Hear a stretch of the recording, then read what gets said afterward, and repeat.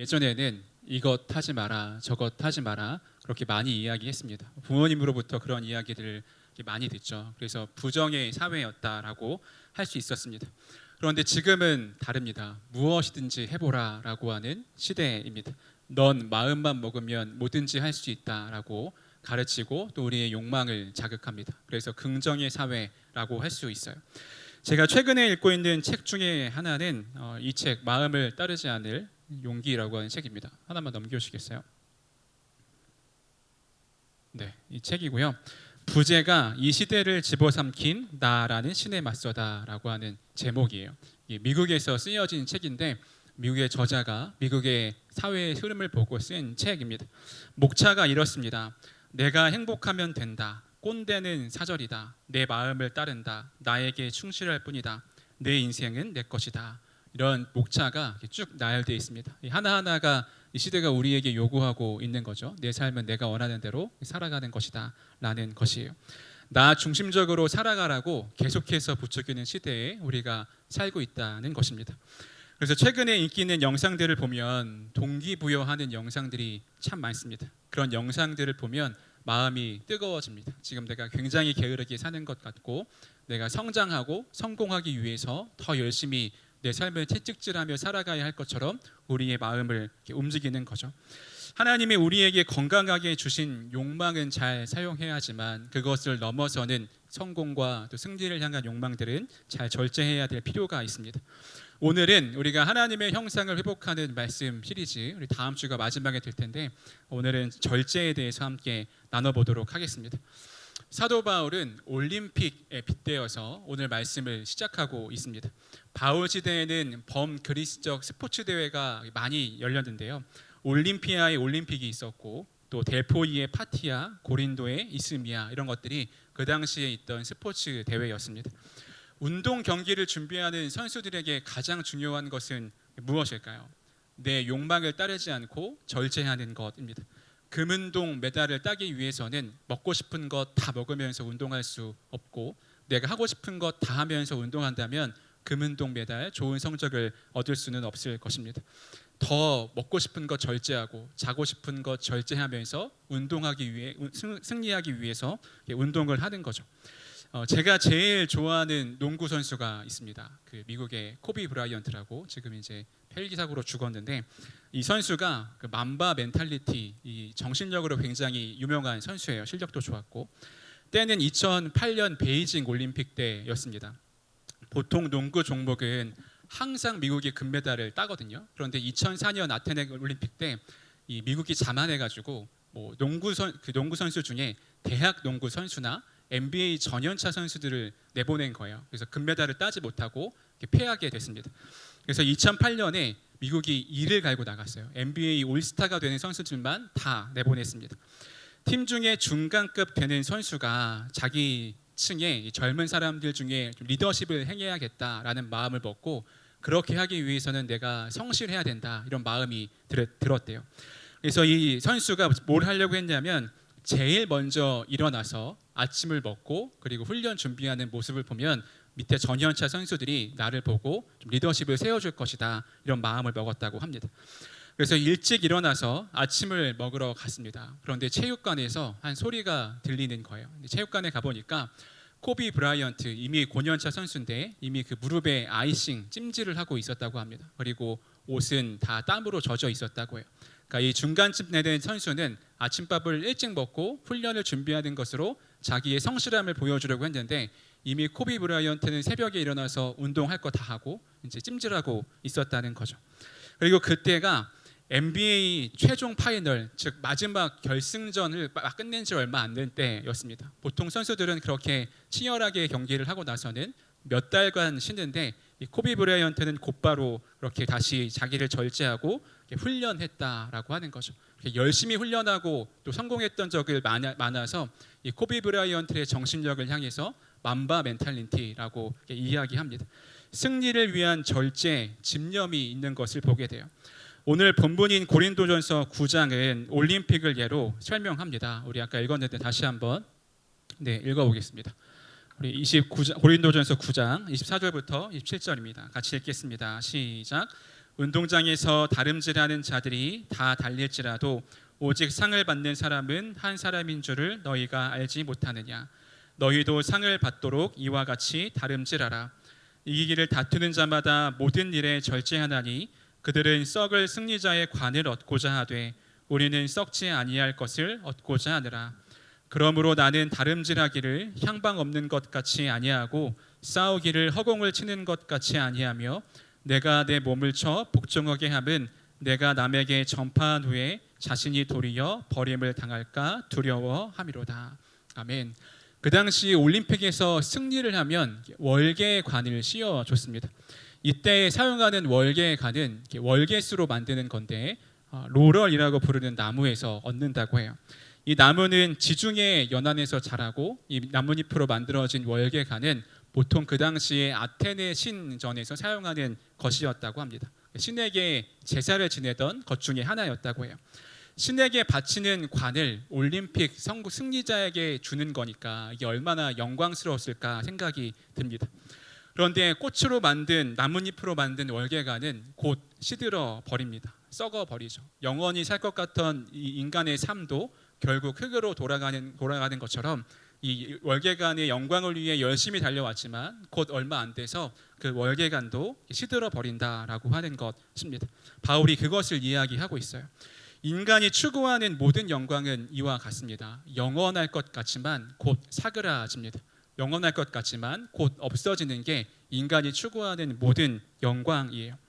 바울은 이를 통해서 썩지 아니할 영광, 구원을 통해서 영생을 얻고자 달려가는 그리스도인에게 이 영광을 얻기 위한 절제가 얼마나 필요한 것인지를 오늘 말씀을 통해 이야기하고 있습니다. 절제란 하고 싶은 지나친 욕망을 참고 또 나쁜 욕구를 제어하고 건강한 욕망을 통해서 승리를 이루어가는 것을 이야기합니다. 절제는 아름다운 욕망으로 목표에 도달하게 하죠. 경기에서 이겨 승리의 면류관을 얻기 위해서는 절제가 필요합니다. 그렇다면 바울은 왜 절제를 이야기했을까요? 그것이 중요합니다. 바울은 고린도 교회에서 사도성을 공격받고 있었습니다. 사도가 누구냐면 예수님을 직접 만나서 3년간 훈련받은 사람들을 사도라고 했습니다. 그래서 베드로 사도, 야고보 사도, 예수님의 12제자들을 의미하죠. 그런데 바울은 한 번도 예수님을 눈으로 직접 본 적이 없습니다. 그리고 다메섹 도상에서 길을 가다가 환상 중에 예수님을 만나게 돼요. 그리고 광야에서 시간을 보내고 훈련받아서 사도로서 사역을 합니다.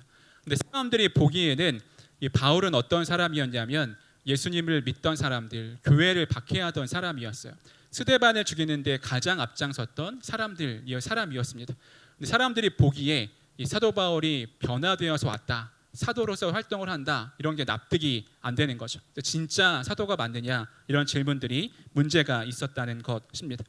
그래서 바울은 자신에게 씌어져 있는 누명 오해들을 풀고자 합니다.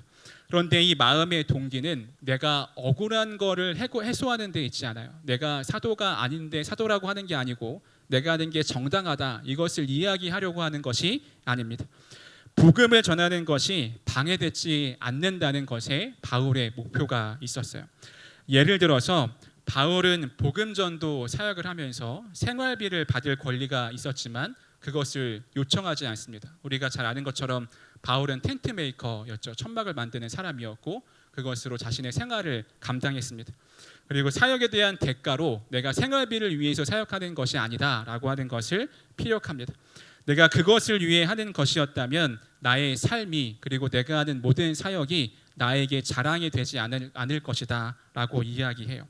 바울은 자기가 해야 할 일을 했을 뿐입니다. 고린도전서 9장 16절에 보면 이렇게 되어 있는데, 내가 복음을 전할지라도 자랑할 것이 없음은 내가 부득불할 일임이라. 만일 복음을 전하지 아니하면 내게 화가 있을 것이로다. 복음을 전하는 것이 바울의 자랑이었습니다. 해야 할 일을 하는 것뿐이었어요. 그렇기에 바울은 절제합니다. 바울은 혼인도 하지 않고 생활비도 받지 않습니다. 이게 뭐 특별한 다른 이유가 있어서가 아니라 곧 예수님이 올 것이기에 혼인할 필요가 없었고, 그리고 자신이 생활비를 받지 않으므로 내가 다른 목적이 아니라 오직 복음을 위해 이 일을 하고 있음을 이야기하고 있는 거예요. 오로지 그의 삶에는 복음밖에 없었습니다. 그래서 스스로 그의 삶을 제한하고 절제해요. 그 이유를 17절에서 강력하게 이야기하고 있는데요.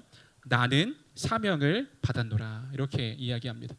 바울이 절제할 수 있었던 이유, 똑같이 생활비를 받을 수도 있고 여러 가지 일들을 할 수 있었지만 절제할 수 있었던 이유는 나는 사명을 받았노라. 그 이유 때문에 그렇습니다. 사명을 받다라는 말은 집을 경영하다라고 하는 말과 같은 말입니다. 하나님의 집에서 일하는 청지기의 역할을 감당하고 있다. 그게 바울의 고백인 것이죠. 바울에게 있어서의 상은 이 청지기로서의 사명을 잘 감당하는 것입니다. 청지기는 주어진 임무를 수행하죠. 그리고 바울은 자신이 받은 상에 대해서 이렇게 이야기해요. 고린도전서 9장 18절입니다. 우리 같이 한번 읽어보겠습니다. 시작. 그런즉 내 상이 무엇이냐? 내가 복음을 전할 때에 값없이 전하고 복음으로 말미암아 내게 있는 권리를 다 쓰지 아니하는 이것이로다. 아멘. 이 말을 해석해 보면 절제하고 복음을 전하는 것이 나에게 있어 상이다라고 하는 것을 바울이 이야기하고 있습니다. 바울의 삶이 참 멋지지 않나요? 좀 말씀을 묵상하면서 이렇게 이야기할 수 있는 바울도 멋지고 이렇게 살아갔던 바울의 삶이 참 멋지다 생각이 들었어요. 근데 오늘 말씀을 준비하면서 이런 생각이 들었습니다. 오늘 말씀을 쉽게 인정할 수 없는 몇 가지 경우가 있겠다는 것입니다. 먼저는 절제를 통해 내 자유를 억압한다라고 생각하면 오늘 말씀이 우리 마음에 잘 와닿지 않을 것입니다. 지금은 어떤 줄 모르겠지만 불과 몇 년 전만 해도 개신교와 카톨릭을 나누는 몇 가지 이유 중에 하나는 술과 담배를 할 수 있느냐 없느냐라고 하는 것이었습니다. 개신교는 예전부터 술과 담배를 금해왔고 카톨릭은 비교적 자유롭게 술과 담배를 할 수 있게 되어 있죠. 예전에 저도 들은 이야기인데 미사가 끝나고 나면 신부님이 밖에 나가고 이제 그 카톨릭 신자들과 함께 같이 맞담배를 핀다 이런 이야기도 들어봤고 또 함께 식사하는 자리에서 맥주 한두 잔 곁들여 마시는 거는 큰 문제가 되지 않는다 이런 이야기도 들어봤습니다. 제 입장에서는 얼마나 어색한 모습일까 생각해봤어요. 신방하러 가서 여기 맥주 한 잔 이렇게 이야기하면 얼마나 어색할까, 바로 교회에서 쫓겨나지 않을까 생각을 해봤습니다. 그런데 왜 개신교는 술과 담배를 금지했을까요? 술 취하지 말라 이런 말도 나와 있긴 하지만 이것은 한국 교회의 특별한 모습이기도 합니다. 한국 선교 초기에 선교사들이 한국에 와서 한국 사람들이 조선 사람들이 살아가는 삶을 보는데 일은 거의 하지 않고 계속 술만 마시고 있었다고 합니다. 방탕한 삶을 살고 있던 거죠. 그러니까 해야 할 일은 제대로 하지 않으면서 늘 놀고 먹고 마시는 삶을 살아왔던 삶을 봐왔다는 것이에요. 그래서 선교사들이 술을 금지하고 또 규모 있게 삶을 살 수 있도록 그들의 삶을 이끌면서 초기의 개신교는 술과 담배를 금했다라는 것입니다. 여러분, 하루 종일 술을 마시면서 자신의 삶을 살지 못하는 것이 자유일까요? 그렇지 않죠. 중고등학생 자녀들이 나는 게임이 너무 좋다고 하면서 하루 종일 집에서 게임을 하도록 두는 게 자유일까요? 그렇지 않습니다. 아니면 내 감정을 내 마음대로 풀어놓으면 그것이 자유일까요? 네, 그렇지 않고 오히려 관계를 더 망치게 됩니다. 우리는 제한된 영역 안에서 자유를 누릴 수 있어야 합니다. 그게 진짜 자유인 것이죠. 내 마음이 요구하는 자유를 따르면 우리는 필히 건강하게 살아갈 수 없게 됩니다. 그래서 절제는 우리를 억압하기 위함이 아니라 제한된 자유를 누릴 수 있도록 하는 것, 하나님과의 관계 가운데 건강한 관계, 자유를 누릴 수 있게 하기 위함이다라고 하는 것입니다. 두 번째는 복음이 내 삶의 우선이 아닌 사람들에게는 오늘 말하는 절제가 마음에 확 다가오지 않을 수 있겠다 생각이 들었습니다. 바울이 자신을 절제한 이유는 무엇인가요? 내가 쓸 수 있는 권리를 다 사용할 수 있지만 그 권리를 다 사용하지 않은 이유는 무엇인가요? 그것은 사명을 받았기 때문에 그렇습니다. 바울의 사명은 한마디로 정리하면 하나님 나라와 예수 그리스도에 대하여 거침없이 담대하게 전하더라. 사도행전에 나와 있는 말씀, 우리 선교로 주제로 삼았던 말씀이기도 합니다. 그것이 그의 삶의 제1의 소망이었고 목적이었습니다. 그렇기 때문에 절제했습니다. 바울이 자신의 마음이 이끄는 대로 했다면 그는 충분히 로마의 시민권자로서의 행사도 할 수 있었고 바리새파 중에 바리새파로서 어떤 일도 할 수 있었을 것입니다. 그리고 가말리엘 문화로서 그 관계에서 무언가를 강력하게 이야기할 수도 있었을 거예요. 그런데 그렇지 않다는 것이죠. 그래서 오늘 말씀에서 우리가 절제해야 한다라고 하는 이 말을 다시 해보자면 다른 표현으로는 우리의 삶의 목적은 무엇인가라고 할 수 있습니다. 여러분의 삶의 목적은 무엇인가요? 무엇 때문에 참고 절제하고 견디며 살고 계신가요? 인생이 최고의 목적이 돈이라면 돈을 많이 벌기 위해서 시간도 쓰고 스스로도 제한합니다. 나는 돈을 모으는 게 최고의 목적입니다 라고 이야기하는 사람이 매번 명품백을 들고 다니거나 뭐 핸드폰이 나올 때마다 핸드폰을 바꾼다거나 뭐 차를 산다거나 이렇게 하면 돈을 절대로 모을 수 없겠죠. 돈을 위해서 나를 절제하고 먹을 것도 안 먹고 살 것도 안 살고 그렇게 삽니다. 건강이 최고의 목적인 경우도 있습니다. 그래서 가치 있는 삶이라고 하는 책이 있는데 거기서 건강이 최고인 삶을 경계하기도 해요. 건강이 최고의 목적인 경우에 밤 늦게까지 무엇인가를 먹으면서 난 건강해야지 한다면 그것은 어불성설인 말인 것이죠. 밤 10시에 치킨을 시켜놓고 나는 살을 빼야 돼라고 이야기한다면 전혀 앞뒤가 안 맞는 거죠. 뭐 채소 먹고 샐러드 먹고 이렇게 먹으면서 살아야 다이어트 할 수 있고 건강하게 살 수 있습니다. 이 목적을 위해서 절제하는 거예요. 가령 복음을 전하고 복음대로 사는 것이 나도 물론 해야 될 일이긴 하지만 나보다 조금 더 신앙이 좋은 사람, 은사가 있는 사람, 목회자가 해야 하는 것이라고 생각하면 우리는 복음을 위해 절제하지 않습니다. 오늘 나오는 절제가 아무런 소용이 없는 거예요. 종교라는 이름으로 나를 억압하고 억제하는 것으로밖에 생각이 들지 않습니다. 어떤 사람들은 이렇게까지 살지만 나는 이렇게 못하겠다라고 이야기해요. 교회에 한 발, 세상에 한 발 걸치고 신앙생활을 몸에 장식품, 액세서리 하듯이 생각하며 살 때가 있다고 하는 거죠. 그래서 언제든지 뺐다 꼈다 하는 것입니다. 16세기에 종교개혁이 일어났죠. 종교개혁이 일어났던 여러 이유가 많이 있었지만 그 중에 하나는 종교 지도자에게 있었던 권위를 분산시키는 것이었습니다. 카톨릭의 가장 큰 권위는 교황이 가지고 있었고요. 심지어 성경보다 큰 권위가 교황에게 있었어요. 교황의 말과 성경의 말이 안 맞는다 그러면 교황의 말이 맞는 게 그 당시의 카톨릭이었습니다. 그래서 그 당시에 종교개혁을 하면서 생겨난 말이 만인 제사장 들어보셨나요? 만인 제사장. 모두가 다 그리스도를 믿는 사람이면 모두가 다 제사장이다라고 하는 이야기입니다.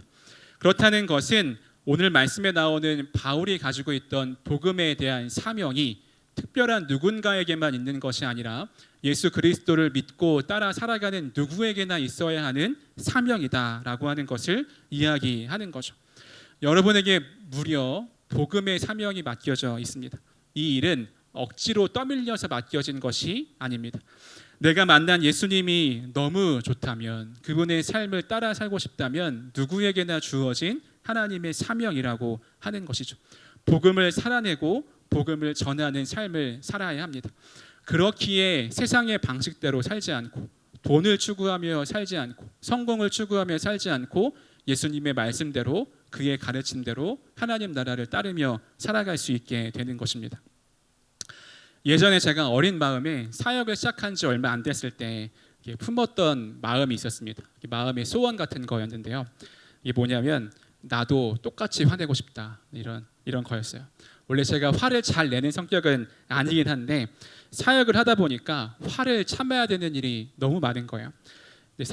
보통 상대방은 다 뭐 학생이거나 청년이거나 성도님들이겠죠. 상대방이 이렇게 화를 낸다고 해서 제가 똑같이 화를 낼 수가 없잖아요.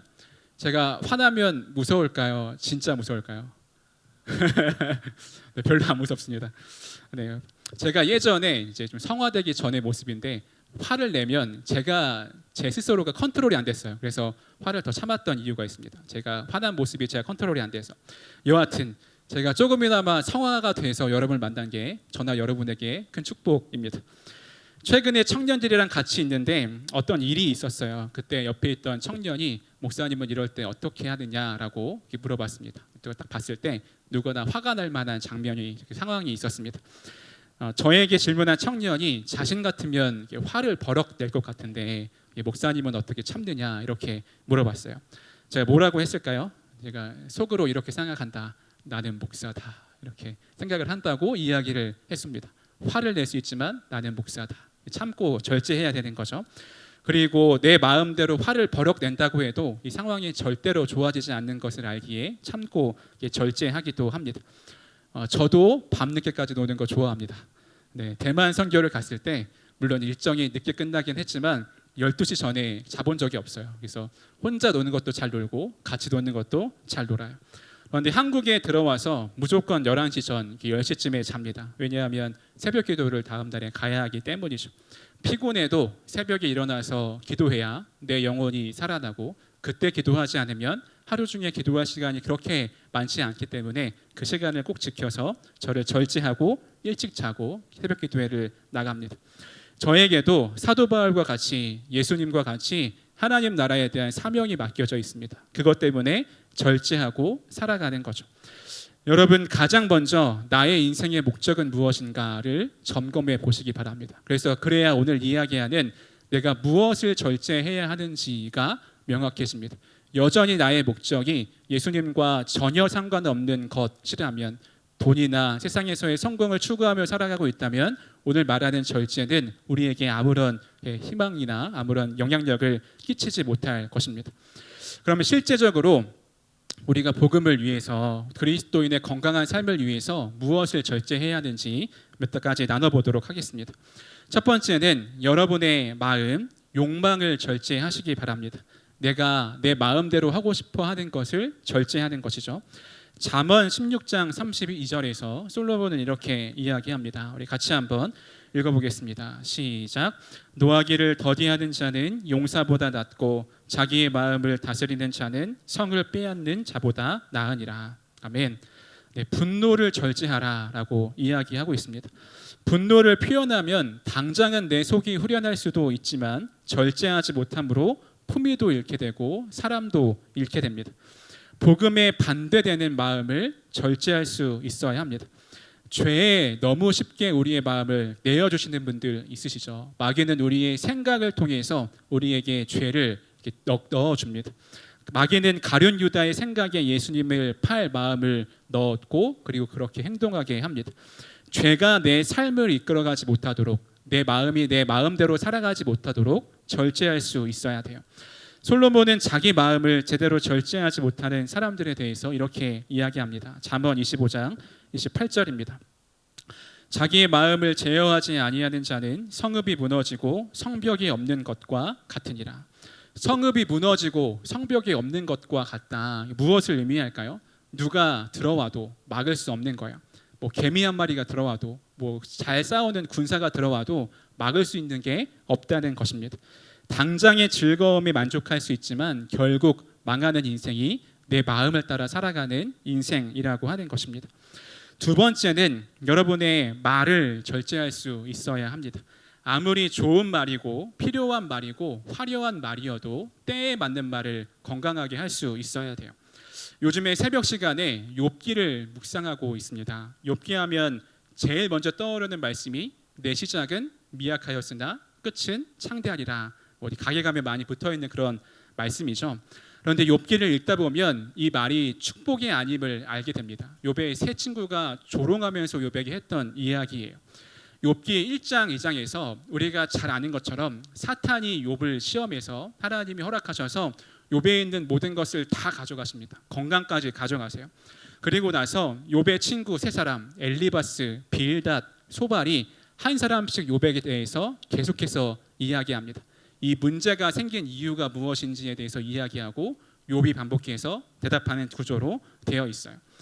욥의 세 친구의 이야기를 들어보면 처음에는 위로로 시작합니다. 자녀도 잃고 건강도 잃고 재산도 다 잃었으니까 욥을 위로하면서 시작해요.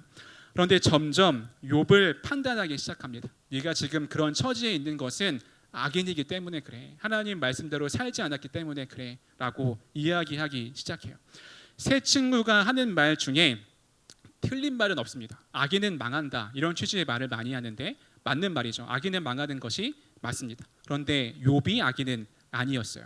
그러니까 상황이나 때에 맞지 않는 말로 욥을 더 괴롭게 했던 것이 욥의 새 친구였습니다.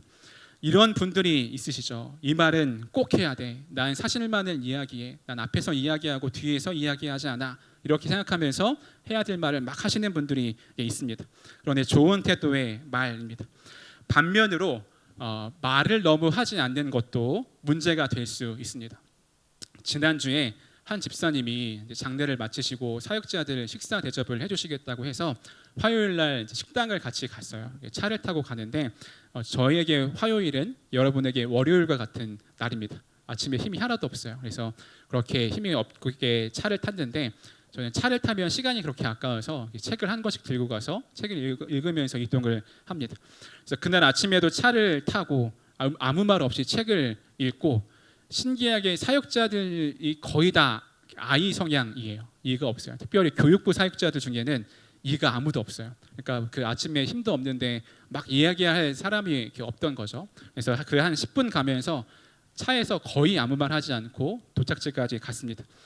차에서 내려서 이야기하는데 집사님이 무안하셨나 보더라고요. 나름 좋은 마음으로 사역자들 식사 대접을 하러 가는데 차에서 아무런 말도 안 하니까 식사하러 가기 싫으신가 이런 무안한 마음이 드셨나 보더랍니다. 얘기하는 걸 들으면서 적절한 말도 필요하겠구나라고 하는 것을 깨닫게 돼요. 단순히 분위기를 띄우려고 하는 게 아니라 사랑의 마음을 갖고 말을 하고 들어주는 것도 필요하겠구나라고 하는 생각이 들었습니다. 말을 절제하는 것은 태도와 관련이 있습니다. 복음을 위해 우리의 말과 태도를 절제할 수 있어야 돼요. 세 번째는 SNS입니다. 물론 이 SNS가 시간을 많이 쓰게 한다는 데에도 문제가 있지만 그보다 더 큰 문제는 무분별하게 세상의 가치관을 우리가 필터링하지 못하고 받아들이게 한다는 데 있습니다. 우리가 많이 보는 것에 우리의 생각과 마음을 빼앗기게 되는 거죠. 가랑비에 옷 젖듯 세상에서 제공하는 것들을 계속 보고 있노라면 우리도 모르게 계속 그 가치에 빠져들게 되는 것입니다. 성경이 뭐라고 말하는지와 상관없이 또 하나님의 관심은 어디에 있는지와 상관없이 세상의 가치를 따르게 된다는 거죠. 그래서 아예 안 할 수는 없지만 잘 분별하는 지혜가 있어야 합니다. 네 번째는 돈을 사용하는 것입니다. 몇 번 이야기했지만 돈을 어디에 사용하느냐가 우리의 관심과 마음이 어디 있느냐를 보여줍니다. 그래서 존 웨슬리는 진정한 회개는 주머니 회개이다라고 이야기했어요. 돈을 쓰는 것 자체는 잘못된 것이 없지만 필요 이상으로 나의 욕망을 위해 돈을 쓰는 것은 자제할 수 있어야 합니다. 나를 꾸미는데 너무 많은 돈을 소비하고 먹는 것에 필요 이상의 돈을 소비하면 안 되는 것이죠. 자발적인 가난을 선택해라라고 이야기하는 것이 아니라 돈을 소비하면서 하나님을 잃지 않도록 그리고 나의 소비가 하나님 나라를 위하여 또 청지기로서의 사명을 감당하는 것으로 사용할 수 있어야 한다는 것입니다. 더 다양한 것들이 있을 수 있겠지만 여러분이 여러분의 삶에서 내가 절제해야 되는 일이 무엇인가를 잘 점검해 보시기 바랍니다. 그것을 위해 내가 무엇을 절제해야 하는가, 하나님 나라를 위해 복음을 위해서 내 마음을 따르지 않고 무엇을 절제하며 살아가야 하는가를 우리가 잘 점검하고 그렇게 고민하는 것이 우리 가운데 시작되었으면 좋겠습니다. 저는 이 절제의 삶을 강제할 생각이 추호도 없습니다. 절제는 은혜와 풍요로운 마음에서 나오는 여유이고 자유이고 자연스러운 아름다움입니다. 그러나 강요된 절제는 부자연스럽습니다. 경직되죠.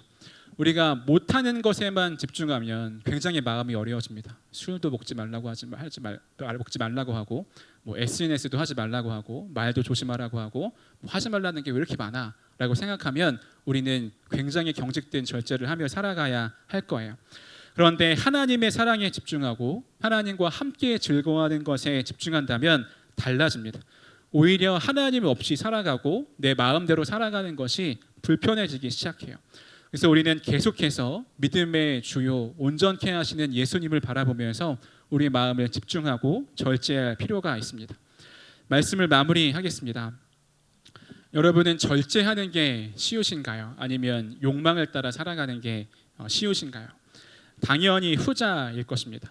욕구는 당장 달콤한 기쁨을 우리에게 제공합니다. 그런데 절제는 한참 시간이 지나서야 그 결과를 알 수 있게 되기 때문에 그렇습니다. 체로키족 인디언들 사이에 내려오는 유명한 이야기가 있습니다. 여러분도 한 번씩 들어봤을 것 같은데, 어느 날 한 노인이 손자에게 이렇게 이야기합니다.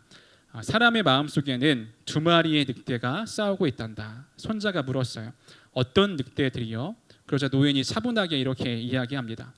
한 마리는 악한 늑대란다. 분노, 질투, 욕심, 거짓, 교만, 원망, 열등감, 자기 연민과 같은 어두운 감정들로 가득하지. 반면에 다른 한 마리는 선한 늑대란다. 사랑, 기쁨, 평화, 친절, 겸손, 용서, 희망, 관용, 진실과 같은 밝은 마음을 가지고 있단다. 이어서 손자가 묻습니다. 그럼 둘 중에 누가 이겨요? 그러자 노인이 조용히 미소 지으며 답합니다. 내가 더 많이 먹이를 주는 늑대가 이긴단다. 이렇게 이야기가 끝이 나요. 내 마음이 원하는 대로 살아가고 내 욕구가 원하는 대로 살아간다면 우리는 복음을 위해, 하나님 나라를 위해 살아가는 것이 아니라 계속해서 자기 중심성을 가지고 나를 위해 살아가는 삶을 살 것입니다. 그런데 사명을 위해 절제하고 예수 그리스도를 바라보는 삶을 살아갈 때 우리는 욕구에 따라 살지 않고 절제함으로 상을 얻는 삶을 살게 될 것입니다. 바라기는 우리의 영원한 목표가 되시는 예수 그리스도와 하나님 나라를 위해 절제하고 마지막 때에 하나님이 기뻐하시는 상을 모두 다 받을 수 있는 우리 모두가 되기를 주님의 이름으로 축복합니다.